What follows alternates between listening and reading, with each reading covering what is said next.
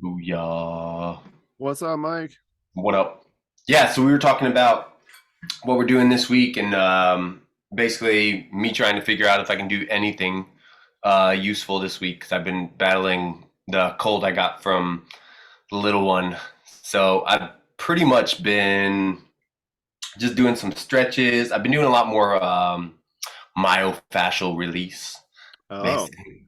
okay. Um, Maybe it myofascial sounds so release. fancy when you say it that. I call it like I like to call it self massage, honestly. Yeah, It sounds less fancy when you say it that way. yeah. But I've So, been doing a lot of that, a lot of lacrosse ball work, and then I've been working on my workout playlist. My workout playlist. So that way I'm like excited to work out again. Like yeah. I'm keeping the anticipation basically because I haven't been able to work out as much because this cold has been making it hard for me to breathe at night, which means my sleep is shitty, which means my recovery is shitty, Right, basically. right. And it's But hard to work out. I have been walking more now that I think about it because getting outside feels really good breathing wise. Okay, good. Like some easy stuff on your body. Yeah, so just doing kind of like active recovery work is what I would call it. Okay, You I like know, it. I like I'm it. pretty much in active recovery mode whenever I'm sick, as long as I'm not like super sick. Like there was a couple days where I wasn't sure how sick I was gonna get. Yeah, But then once it kind of leveled out, I was like, okay, I can do some active recovery. I can do some self massage. I can do some stretches. I can like kind of anticipate my playlist a little bit and give myself a little bit of like pre motivation. I feel like yeah. and work on getting outside, going on light walks. So I think my Okay. steps are probably like 2 or 3 thousand more steps per day right now. So I'm hoping I can kind of keep that going as I get back into my workout routine. So Oh, awesome. in a way, being sick, I think you can take advantage of being sick, as weird as that sounds. Mm-hmm. You know, Well, you can focus on things that you normally wouldn't focus on. right? And I feel like that. I feel like getting injured in the past kind of helped me figure that out. Yeah. Have you ever had clients where they're just they're not feeling good or they're not feeling like they can push as hard in their workouts? They're just like, what's the point? You know, Yeah, absolutely. Like that's always a first thing, and you got to kind of talk to them about it. right? Without giving them too much like added stress, but just there's a lot of other things you can do, that can set you up to be successful when you feel better, Yeah. and also help you with your sickness. Like going out on walks has helped my breathing, I would say, and my mood for sure. Yeah, a mood 100%. I mean, even if it's not even sunny outside, but I mean, some Right, getting some good sunlight would help too. right, right. Yeah, so that's kind of what I've been doing training wise this week. I see you've been playing with different varieties of hip thrusts and whatnot using the sandbag in your Instagram posts. Yep, yep. So, I mean, my training has been pretty consistent for the past, month or so. Mhm. I've been doing the hip thrust, and so like I don't have an exact routine. I have a pretty exact routine in the sense that like I know my movement patterns and I know what exercises I'm going to do. But I Mhm. have been playing with the implements since I'm going to be since I might be doing that strongman thing. Right. And so yeah, I was just messing around with it. Learned a couple things. Like I don't like the big ball because it's pretty hard to get that full range of motion. Uh, Right. and like it was actually really tough on my stomach. So which could help here, right? Because one big thing about carrying those big heavy weights into your stomach and strongman is learning how to do. I forgot what that breath is called, but it's the short. Valsalva. Yep, exactly. Like the short inhalations, like where you're kind of like bracing. Yep, yep. And so it helped me with that a little bit. But it still had me out of breath at the end because I'm not great at that breath, and so it was tough.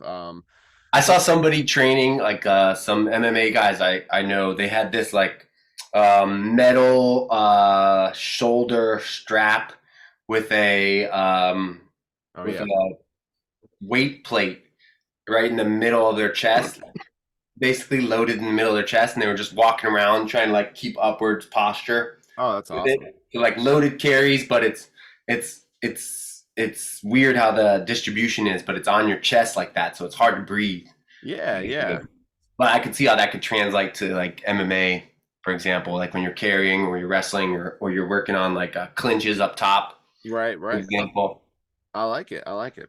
But I Yeah. thought of it for strongman as well because it made me think of like the Atlas stone walks and stuff like that. Right, right. And I mean, and just think in real life, what are you doing? You're carrying your kid or whatever, the kid's Hmm. punching you in your stomach or kicking Right? you. And so you have to, I mean, that's a very functional movement, I think.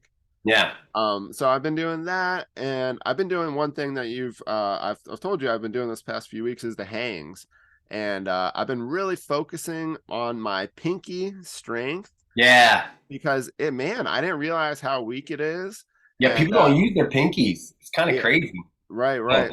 So I'm doing the same thing, the three grips, and then yeah. just squeeze in that pinky like as hard as I can. And man, Yeah. it's getting some weird like I'm getting some weird forearm feelings going. Like I'm definitely getting stronger, but it's hard. So Yeah. like at that minute mark, I'm burning pretty bad. Minute's pretty good though, man. Well, right, it's assisted, so That's true. you That's can true. kind of help it if you need.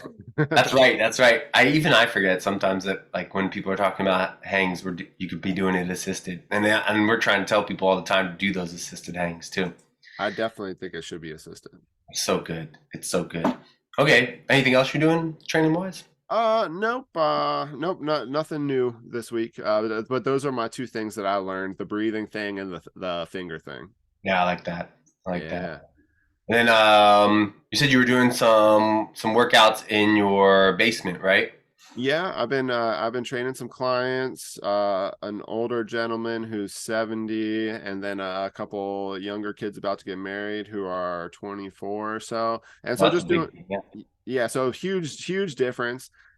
Train them completely different, which has been fun, and it's testing me, and I'm learning that corrective exercise specialist cert. And there's actually a lot of really good information about stretching in there that has been Mhm. updated recently, like in 2019, 2020, that Nice. is different than some of the stretching things even I learned in 2015. So implementing those into the older clientele compared to the younger clientele is just a different game, and it's really cool. Some of these things we might talk about in a minute, but Yeah. there's some interesting things about the static stretching and dynamic stretching that's a little bit different than what I even learned when I first started training in like 2015 or 2016. Right. So anyway, but I've been kind of working on that stuff with those two demographics or clientele. Sweet. Well, yeah, what Sweet. about you, man? Working with a client right now. A newer client that has a whole bunch of knee history, and we're trying to get the knee pain to go away, but then we're also trying to get the gait to improve because we're getting a lot of like what some people would call like duck feet, when the feet go out, but we're Yeah. seeing it more on one side versus the other. Okay. And I've What do you? noticed recently that it's really hard for her to use her shin muscles. Oh, okay. Yeah, so we've been trying to think about different ways for her to use her shin muscles without using her quads or her IT band, because sometimes her IT band will get flared up. Okay. Okay. So the usual like shin raises aren't working as much because she can't really feel that shin Yeah. contracting, and her range isn't that good. And then when she does push too hard, she'll feel it in like her IT band, for example. Right. Right. So we've been doing some stuff where one of the things that made a big difference recently, I think, is the what's it called? The lacrosse ball. The lacrosse ball, Yes. and doing some mobilization with the lacrosse ball on the shin. Okay. And she was really surprised how tight those shins and the fascia on that area were. But then afterwards, we had more range of motion in the ankle, and we were able to get that tibialis in the front of the shin, those shin muscles to actually engage a little bit more with Yeah. less with less pain in the IT band. Did you guys play around with that? Now, would this be something you do? Would you roll out the IT band at all, or at least put some kind of massage on there so that it won't engage as much? Basically, I don't like rolling out the IT band when it's inflamed, like when it's painful. Sometimes if somebody's like a big time runner, I'll go directly to the IT band as long as it's not like super inflamed. Hmm. But I really like going into the muscle tissue around the IT band a Okay. lot. And Okay. usually I see a lot of shin tightness when and ankle tightness and like foot issues, like downstream basically. I think the IT band a lot of times is more related to the lower leg, you know, Okay. than the actual IT band itself. Okay. If that makes sense. Nice. I tend to work on the lower leg. And this kind of reinforced that a little bit because when we worked on the lower leg, we saw a lot of tight spots and areas that were hard to actually engage without any kind of cueing. Nice. All right. I love it, man. Yeah. Yeah, Yeah. So cool. that was fun. So we're Yeah, working on that. So she's going to do a little bit, just a little bit more lacrosse ball work on her shins throughout the week. And then we're going to see next session if we can get that shin to work without any IT pain. awesome, man. Yeah. Dude, training is so much fun. Yeah. Yeah. Yeah. I know, right? That's why I like it. Um, What are we doing today? today, Or was there anything else you wanted to go into? I don't think so. I don't think so. Those are the main things. Today, I was messaging you and I was thinking a fun topic would be something like topics that we've changed our mind on in relation to health and fitness over the years, Okay. in relation to training and whatnot. So, one of the first ones that came to mind was stretching and the different types of stretching. And it was kind of like this zeal of the convert type of scenario, which we talked about a little bit before we started recording, where I found dynamic stretching and immediately I was like, this is the best thing ever in the whole wide world. And this is what we don't need static stretching anymore. We just need dynamic stretching. Right. And it made me think about other things that maybe I've done in the past that I was really into at the beginning. And then after a while I realized like, oh, I'm probably really into it just because it's new to me, Right. not so much because it's actually valid in so many scenarios. Right. I thought it would be fun to talk about stuff like that. Okay. I like it. I'm gonna look at my list though. 'Cause Yes, you had quite a few. I mean, well, I know one that you said, and I'll just we'll go over a few of them. And I like one is cheat meals. yeah, Cheat meal. yeah, Um, so okay. Has my opinion changed on this? It's probably changed a couple times. yeah. Well, I would say before I became a trainer, but I was working out all the time, Hmm. I deserved a cheat meal every Friday.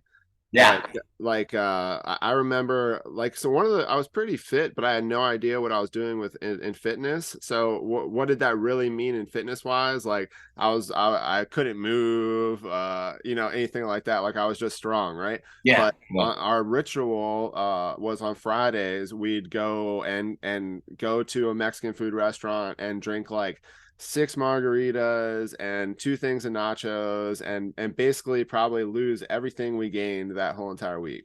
yeah, Then when I became a trainer, I was all aboard of like 100%. You gotta be perfect. yeah. Like 24/7, 365. 24/7, 365. I was like, this is the way. Like this is life. And very, very shortly after that, Mm-hmm. I would say within 2 years, Hmm. I was like, this isn't working. And then I started throwing cheat meals back in, and nowadays I have a cheat meal, but I don't even call it a cheat meal. Like pretty much I'll eat bad if there's like a party, uh, Hmm. but if it's not a party, then I'm usually not eating bad. And when you say bad, you're probably not going as crazy as you were, for example, back then, right? Now. Not as crazy, but I'm a Mhm. big eater, man.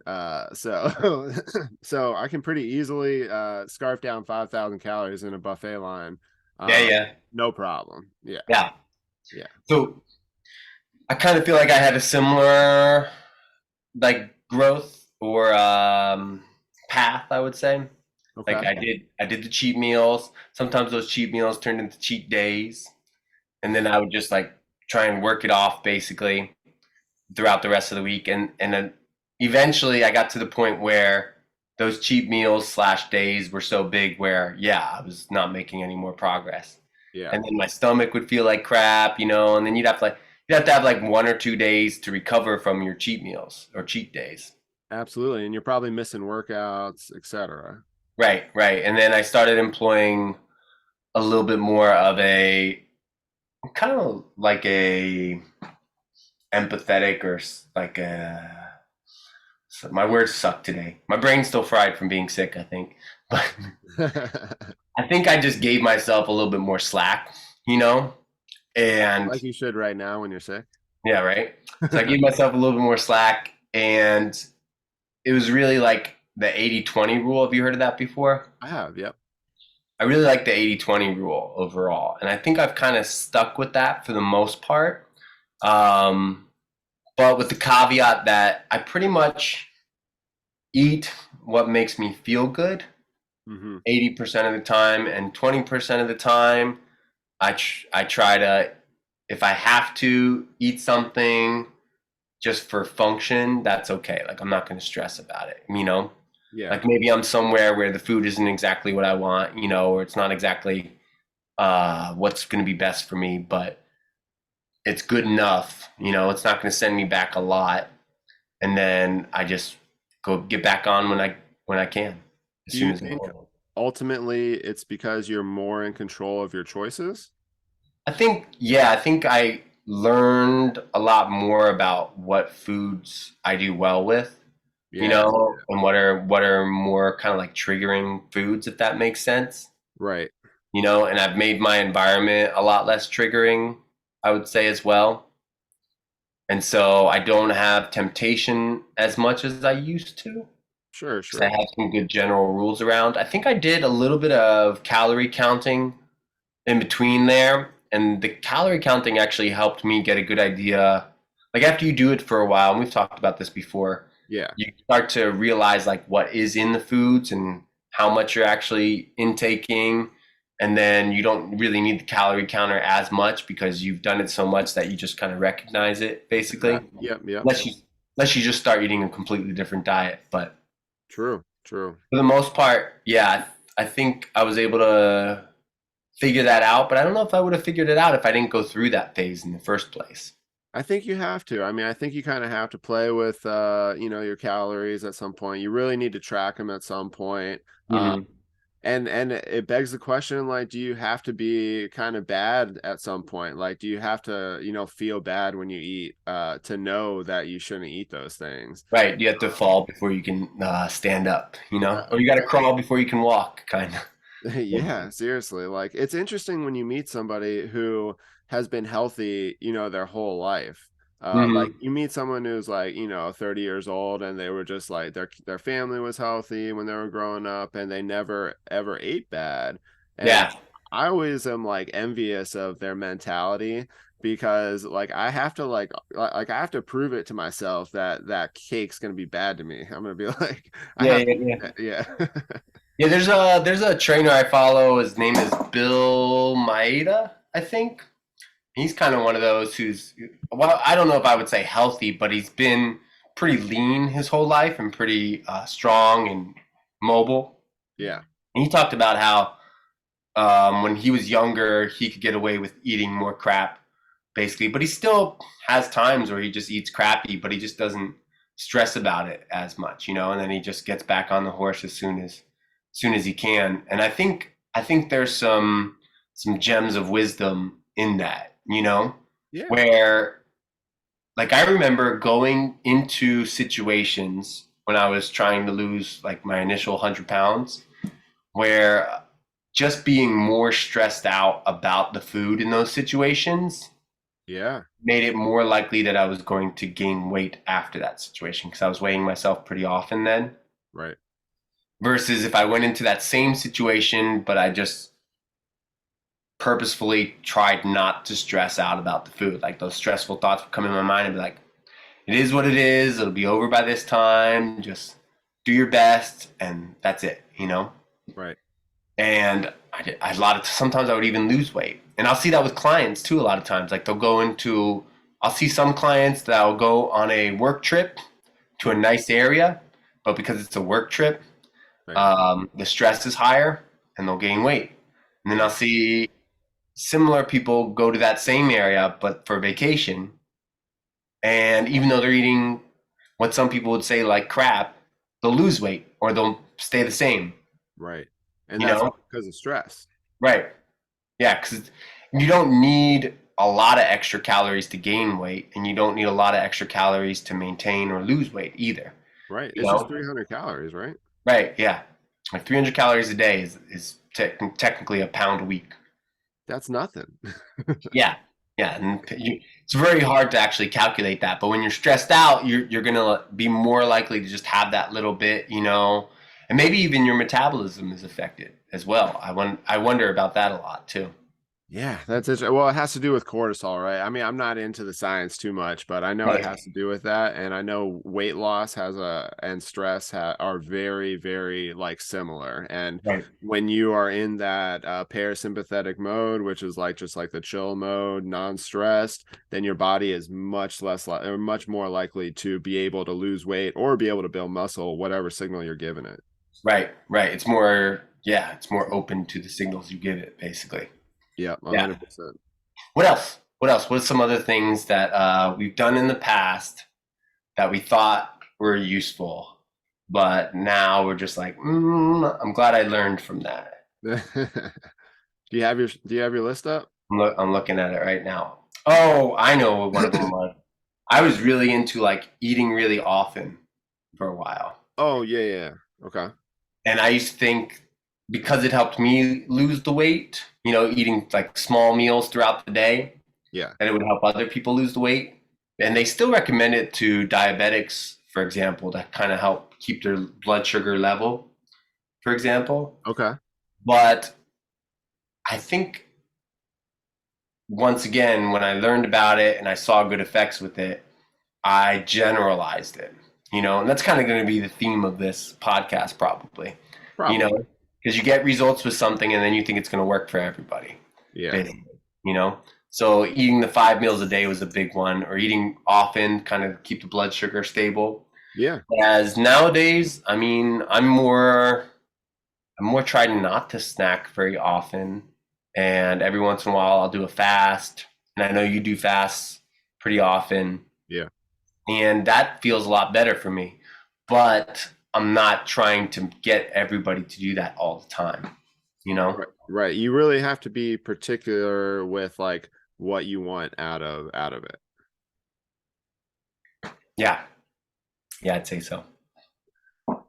Trying to cough off camera here a little bit. Yeah, I'm about to crack up, but I know our video probably won't work next episode, but we'll see. Yeah. But anyway, let's get back to this. Were you eating like really often at one point? Or have you always been doing the fasting thing? Yeah, no, I've done a little bit of both. So for me, yeah, I mean, so boom, it's pre trainer time. I get really into working out, and what do you hear? First is like, oh, eat 5 to 7 meals a day, like small meals a day. That's how the bodybuilders do it, or whatever. Exactly. And so that's what I started doing, and I mean, back then, it's tough for me to blame anything on like all my food or anything, but I had a terrible gut, but I was also drinking a bunch and stuff. So like, so I don't, and back then I was taking protein and, any kind, different supplements, nothing illegal or anything, but, like pre-workouts and Yep. amino acids and so it was not a good environment. Mhm. And then when I became a trainer and really started learning a little bit more about the nutrition and all that kind of stuff, yeah. So feel right, like so back then, I had a terrible gut. I think it was probably because I was eating a lot. Um, I didn't feel any benefits Mhm. or anything like that. When I became a trainer, so I started eating differently, and just focusing on eating whole foods and just less processed foods, and just getting and time is a weird thing, and when you can eat, and a lot of times that depends on like when you're working and stuff like that. And so Mhm. my goal was just to hit my macros, however that was. and Yeah. and I found that for me, I mean, my meals, like a good meal for me is around 700 calories or 800 calories or so, which might be a little bit higher than some people. But like I don't need, like, too many meals is not good for me. And the fasting that I do like a 24-hour fast every week. It really, I think, I don't know what it does, but it just makes me feel good. It almost like resets my stomach every week. Um, Yeah. yeah, I don't know. But like for me, I'm definitely 2 or 3 meals a day, I would say. Yeah. And I think if you do a couple different experiments with different types of eating, but you look at it with the perspective of I'm trying to learn more about myself versus like this is gonna be the thing that makes me lose the body fat. You know, Right. I think that helps a lot, and I think because we both figured these things out as we became trainers, I think we had that perspective a little bit more Right. versus like a lot of other people are like, oh, I tried that, it didn't work. I tried that, it didn't work. I tried that, it didn't work. You know, Yeah. versus like I tried that, what did I learn from it? Right. Right. And like maybe you just tweak it a little bit and it might work better next time. Right. It's Or almost like what's something good out of that that you could take, you know, and apply it to your normal routine, for Yeah. example. Yep. And I think the more you take those like little things out of each thing you learn, then like Right. over the years, your nutrition will just get honed in. Right. It's really not an overnight thing, and you'll learn, and then it becomes fun, and it's almost like you look at something and you're like, I know that this is going to hurt my stomach tomorrow morning, like differently than doing this. Mm. But I'm a big person and I'm an adult, so I'm going to make that choice and I'm going to eat that and I'm going to suffer the consequences. Or you can be like, "Hey, I'm going to eat correctly because I know what works with my body." Mm. Because just think about things like, and sorry to ramble, but like to go on hikes. Like, all right, so you want to go on a hike, you want to go on an 8-hour hike, right? So how do you put stuff in your body that when you're out in the middle of the woods, you don't need to, go to the bathroom or anything like that, stuff like that. So Yep. you need to know how to eat properly for your body to, not go to the bathroom, have enough energy, like maybe know what you can eat out there on the trail with you that's not going to upset your stomach. And really, if you're trying to step up your game to a higher game, these are things that it's good to think about. And that just goes with like our theme of every episode is like self-experimentation, which is awesome, but like self-experimentation I think is the key to everything. Right. Because you got to know what demands, you got to understand what demands your body has on it, you know, and then you got to understand probably from trial and error what things work well for you. And then you kind of put those two together and you figure out, okay, in this situation and the things I know that work well for me, how am I going to navigate it, basically? Yeah, exactly. And like where coaches come in, like we are great at managing, or like this is how I look at myself. So I don't want to just like say that you do this too, right? Like that we are great at or I'm great at managing their weight or managing like their ups and downs, because Mm-hmm. having, I don't like, I hate just saying I have the answer, right? Because there is no like 100% answer. But I Mm-hmm. like, navigating the nutrition is something that is a long-term thing to do. But teaching them the tools to do it themselves, I think, is very important because, Yeah. we only see them 2 hours during the whole entire week. Right. But I think that makes the difference between somebody either going up and down and seeing no results or going up and down and seeing bad results, you know? Like you're going to have ups and downs, but ideally if you have somebody like a coach or even if you're educating yourself, but a lot of times people don't have the time to educate themselves as much. Right. If you you have a coach or you're educating yourself, you want to have checkpoint kind of times, during those ups and downs so you can get more of an upwards up and down, if that makes sense, slope. Well, it's going to look more like up and then level, Yep. because instead of like as soon as you see it going down, like you can realize it really quick and be aware of it. Right. Because if And you're trending upwards, it's really up and then level and then up and then level and then up and then level. right, and then and then that level gets less as soon as sometimes as soon as you're aware of it, then there's less levelness and it never dips, and then the more aware you get, the straighter up you go. Yep. All Yep. right. What other things? I want to get three. So we got one more. I Okay. remember, okay, so I used to feel like this is like confession time, by the way. I used to think that you could get all of your kind of like exercise needs in a strength training session, you know?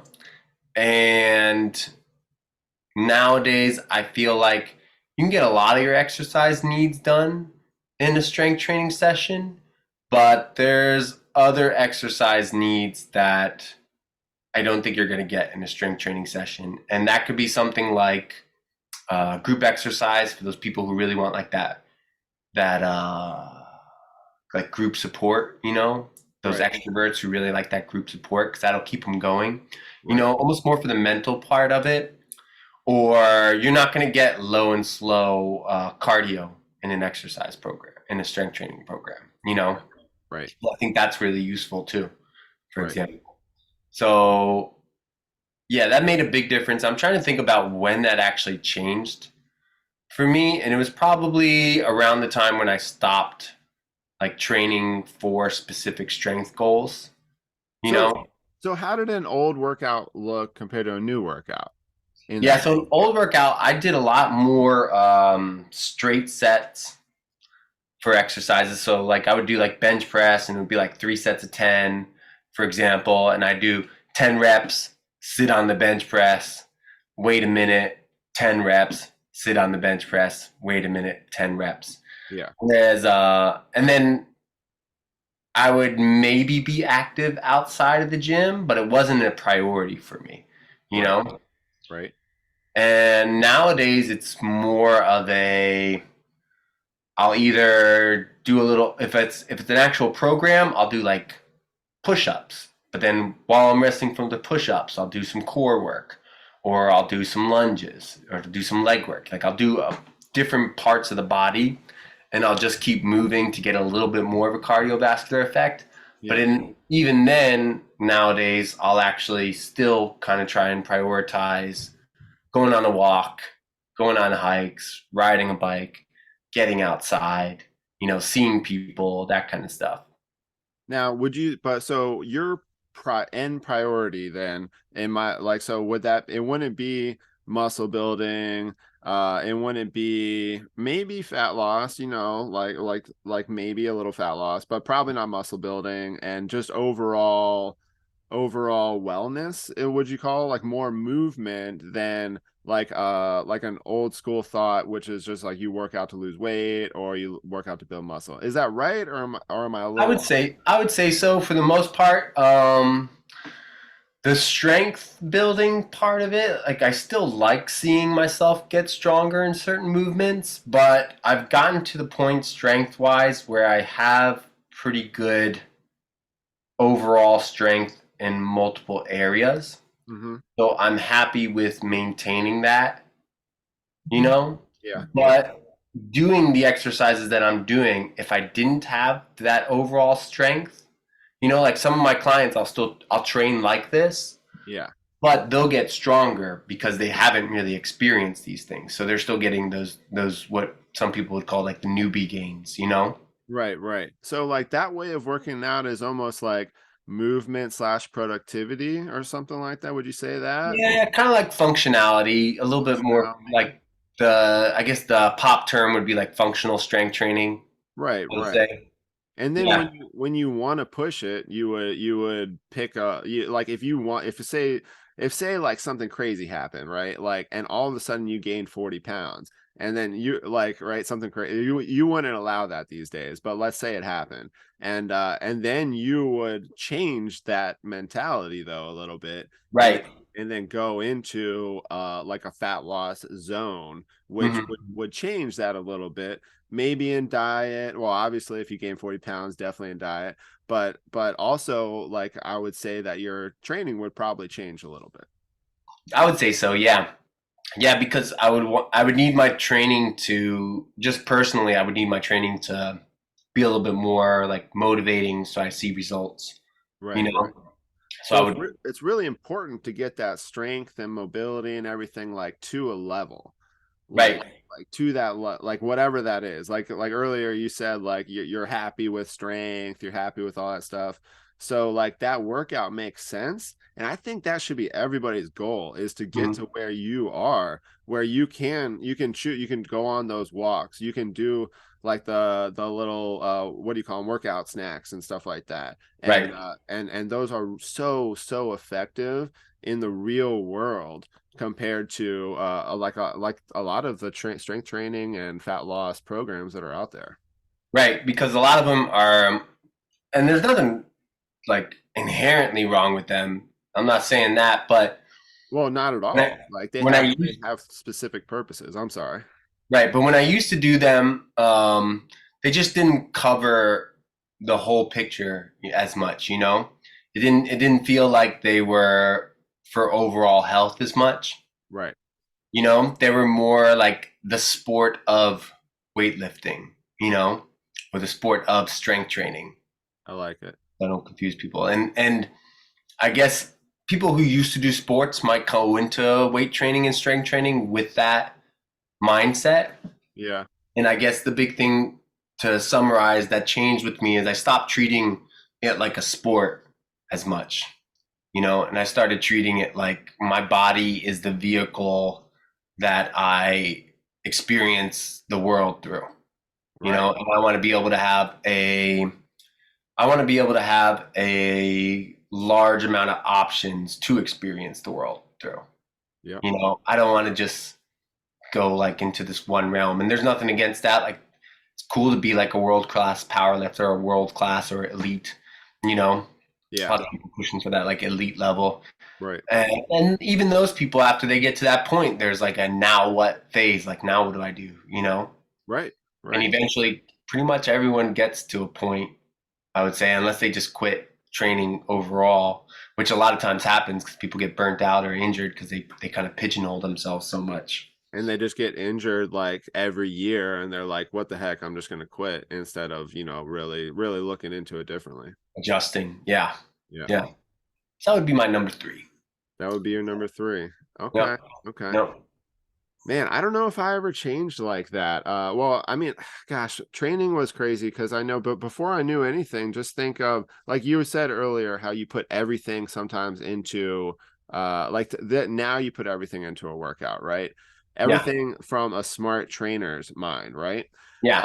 Like when I worked out before I knew what I was doing, like my workout might be my warm up was playing basketball for 20 minutes, and then Hmm. I would go do three 5x5s of say a an incline bench, a regular bench, and then a decline bench. So like Chest day. Yeah. of heavy weight. And it was a Monday, I'm sure. Exactly, a Monday. And then okay, so I'm sending my body like all these crazy signals. Hmm. I ended up being like I like in good shape, but I was just always dead, and Hmm. like but I was athletic, but I wasn't big or anything. Now when you understand training, you can really focus on those goals. So in that same sense where you throw everything in the bucket now, well, you throw everything in the bucket knowing you're very specifically what you're doing. Like, Right. I think that's the key, you know, yeah, because people try and throw everything in the bucket, but then they like the intensity at which they push themselves and the expectations they have for themselves are far off base, you know? yeah, Like um, they think they're going to get better with their cardio. For that's a good example. They think they're going to get a lot better with their cardio and their strength training at the same time, Yes. you know? Right. And those are it's possible, but really only possible if you know what you're doing and you plan it out really well. Really well. Yeah. Yeah. Yeah. It's like before like you want to push yourself hard, right? Like that's like when you first start working out, you're like, I'm gonna push myself. So you try like what I did, I threw everything at myself, and it was like I was trying to find the maximum dose Hmm. like that I could Your do. limit in a way. You got to figure out what your limit is on that spectrum. Right. And I trained like that for a while, and but now it's like I try and find the minimal dose of what I Yeah. need, and just very particular in Hmm. what I do to my goals, whatever my goals may be for that 1 month or 3 month or 6 month period, whatever that may be. Yep. Yeah, and that's what it comes down to, I think, is figuring out what the minimal effective dose is for you. And I think a lot of people who've been training for a while and who know what they're doing get to that point. Yeah. And a lot of times I'm just trying to get that across without shooting people's ideas down, Right. and trying to like package that and give it to people nicely. So hopefully this podcast will help with that today. Hey, we're so earlier, what did you say about dynamic stretching and static stretching, like Yeah, in the intro? Because I wanted to talk about that a little bit. yeah, because you're going into corrective exercise, right? So I remember one of the things I used to do a lot is I didn't think static stretching was really useful because I would just do movements in my workout routine, basically, that I challenged my range of motion with. But then I started doing dynamic stretching. And so the difference between static and dynamic is like moving stretches, in a specific position versus holding stretches in a specific position. Yeah. Long story short. And I found a big, what's the word? A big kind of like synergistic effect when I started employing dynamic stretching Yeah, yeah. more. So Synergistic with then your workouts or just with your body? with my workouts, so I got stronger when I started doing more dynamic stretching, basically like a Yes. dynamic warm up, for example, Right. versus if I did a static stretching warm up, I felt weaker, Sure, sure. which Yeah. which you see in the literature nowadays too, I believe. Yes. Yeah. And so I started employing dynamic stretching, and I was saying that because that was one of those things that once it happened, I was like, oh my God, you guys, you got to try this out. Everybody needs to do this. Yeah. And while I think it is useful, I don't know if everybody needs to do it. And actually, static stretching has its uses as well. I kind of like threw static stretching to the side for a little bit and Yes. didn't really go into it anymore. And it was just about dynamic stretching. Right. And then nowadays, I've kind of come back and I use all those things. Like I use the self massage or myofascial release, aka myofascial release. I use static stretching. I use dynamic stretching, and then I try to get into movement practice with a couple of exercises where I can test that range of motion, Yeah. and test that mobility and do like a couple of practice movements where like, oh, it's hard to get into this position, but I'm going to use a little bit of aid, like holding onto the wall or something like that. Right. And I'm going to focus and okay, yeah, I can get into it now. And then if I keep doing the things that I've been doing to help with that, I'll come back and I'll test it again and see if it gets any better. Yep. Yep. Exactly. Exactly. Yeah. Cool. So Yeah. employing the theme of there is no one correct answer, Yes. There's many answers, and knowing yourself better and educating yourself more on those things is usually the real answer, basically. 100%. And I think like so the literature that I'm reading right now, that's basically what like the whole summary. There's like tons of pages on this stretching, but that's the summary is like basically try everything with your clients. Yeah. But the way so like before I learned anything about stretching, how did I quote unquote stretch? Like I would so you're doing static stretching versus dynamic stretching. Before I didn't even stretch. I would just like hop on the basketball court or hop on the treadmill or something like that. Yeah. then when I learned training first in 2015 and 2016, I learned dynamic stretching. Like Mhm. dynamic stretching was everything. And Yeah. I felt great doing it, right? And I still do, and I do dynamic stretches every single day. Mhm. And today. And I do dynamic stretching before I play golf and all that kind of stuff. But Right. the problem is that same thing kind of is that like the when I got to the gym, everyone was like, oh, don't do static stretching, don't do static stretching or whatever. And so I mean I didn't do static stretching. um Right. and then I would say in the past couple years since I've been doing yoga like that, obviously like there's static stretching in yoga, and it feels amazing, and static stretching has its place. Right. Now what I've learned recently has been so it is the same, and it's the same thing like I said earlier. You have to figure out what you do, but the literature says now that you can have up to 60 seconds of static stretching before even athletic performance, Mhm. but you have to have dynamic stretching after static Mhm. stretching. Yeah. That And makes then sense. after your dynamic stretching, do your movement prep. um, Right. so it just allows for that 60 seconds. The same thing with like the same thing happens if you I think it's 90 seconds. Like basically you have 10 minutes of time where that muscle part is weaker. Mhm. So that's definitely in the literature, but they say to play around with it now. And so like it's something that I've been doing over the past few weeks is adding some static stretches in, like I don't even roll that often, but I've been adding static stretching in as my very first exercise Mm. on problem areas Right. that don't need to support my main movement for that day. Yeah. So this is very specific. So I'm not saying everyone go out there and do static stretching because that's not what it says. It says it has to be specific to that person, right? Uh, Exactly. and then after doing those static stretches, doing dynamic stretches with that previous muscle being a little bit looser. Man, I've been feeling great, man. My hips have been feeling really good.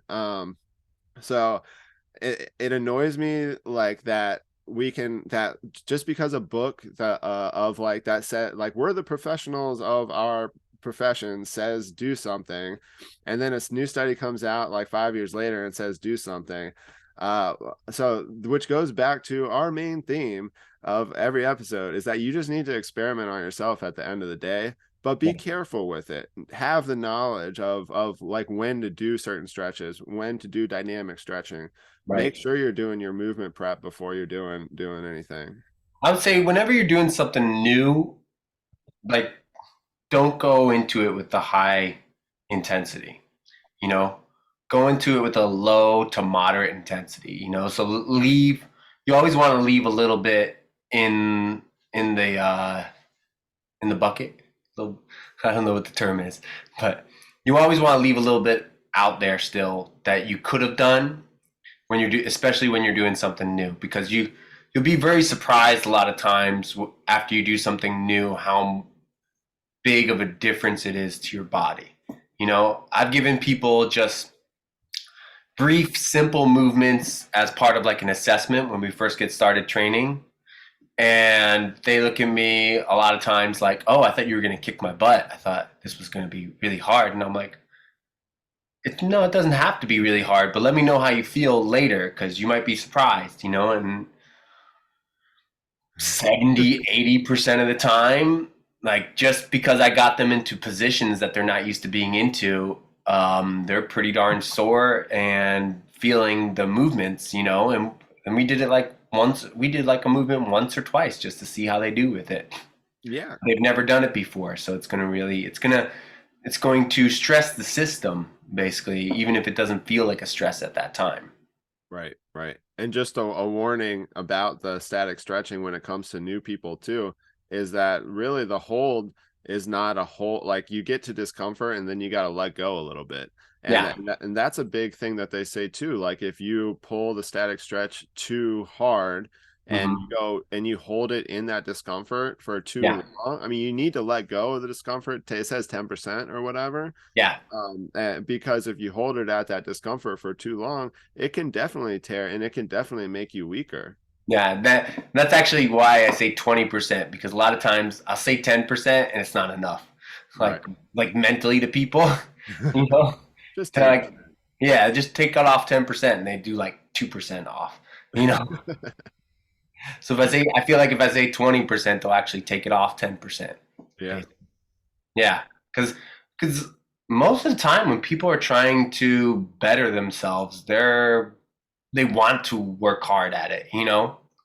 And it's kind of counterintuitive, but you just want to work a little bit more than you were working before, you know. Right. And then the next time a little bit more than you were working before, next time a little bit more, and that's what makes it easier for you and makes it more successful for you to actually return and keep doing it over and over again.